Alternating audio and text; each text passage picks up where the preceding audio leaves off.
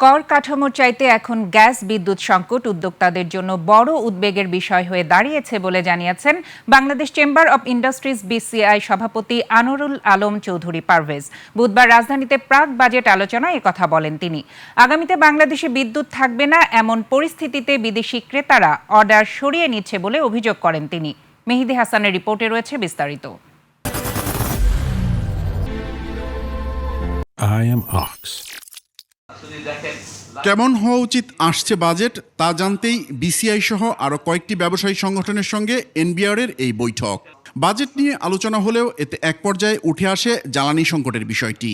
BCI সভাপতি বলেন, বাংলাদেশের জ্বালানি সংকট নিয়ে যেভাবে দেশে বিদেশে আলোচনা চলছে তাতে ক্রেতাদের ধারণা জন্মেছে বাংলাদেশে একসময় বিদ্যুৎ থাকবেই না। কাস্টমাররা বাইরের ওরা কিন্তু এখন ভয় পাচ্ছে, ওরা এখন বলা শুরু করে দিয়েছে। আমি গত এক সপ্তাহে প্রায় 4টা বড় বড় কাস্টমার মুখে শুনলাম যে তোমার দেশে তো আর 2-3 মাস পরে তো তোমরা ইলেকট্রিসিটি থাকবে না। গত কয়েক মাসের রপ্তানির তথ্যপাত্র তুলে ধরে তিনি বলেন, রপ্তানি এরই মধ্যে কমতে শুরু করেছে। আমরা কিন্তু এখন দেখছি যে জুলাই আগস্টের অর্ডারগুলি থেমে গেছে, যেগুলি আসার কথা ছিল, খুব স্লো হয়ে গেছে। খুব কষ্ট করে ডিসকাশন করা হচ্ছে, এখনো কিন্তু কেউ নিতে পারে না। এ সময় আসছে বাজেটে কর কাঠামো নিয়ে নিজেদের অবস্থানও তুলে ধরেন ব্যবসায়ী নেতারা। ন্যাশনাল পয়েন্টে ছিল ভ্যাট বিএটি কনস্ট্রাকশনে আগে সিডিএস ট্যাক্সেস ছিল 7.5%, হঠাৎ করে গত বছর 10%।